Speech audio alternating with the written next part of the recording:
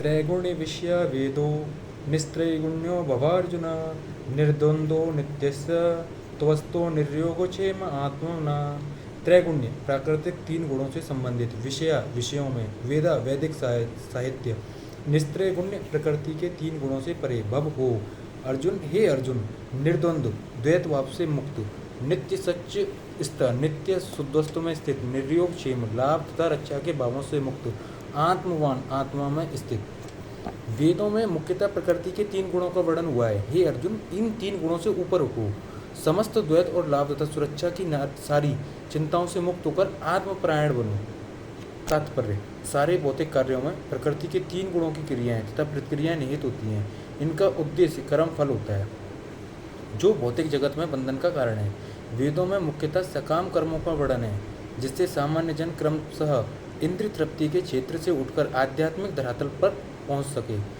कृष्ण अपने शिष्य तथा मित्र के रूप में अर्जुन को सलाह देते हैं कि वह वेदांत दर्शन के आध्यात्मिक पद तक ऊपर उठे, जिसका प्रारंभ ब्रह्म जिज्ञासा अथवा परम आध्यात्मिकता पर प्रश्नों से होता है। इस भौतिक जगत के सारे प्राणी अपने अस्तित्व के कठिन संघर्ष करते रहते हैं। उनके लिए भगवान ने इस भौतिक जगत की सृष्टि करने के पश्चात वैदिक ज्ञान किया, जो जीवन यापन तथा भव बंधन से छूटने का उपदेश देता है। जब इंद्र तृप्ति के कार्य यथा कर्मकांड समाप्त हो जाते हैं तो उपनिषदों के रूप में भगवत साक्षात्कार का अवसर प्रदान किया जाता है। ये उपनिषद विभिन्न वेदों के अंश हैं, उसी प्रकार जैसे भगवत गीता पंचम वेद महाभारत का एक अंग है। उपनिषदों से आध्यात्मिक जीवन का शुभारंभ होता है। जब तक भौतिक शरीर का अस्तित्व है तब तक भौतिक गुणों की क्रियाएं प्रतिक्रियाएं होती रहती हैं। मनुष्य के चाहिए सुख दुख या शीत ग्रीष्म जैसी द्वैत दाताओं को सहन करना सीखे।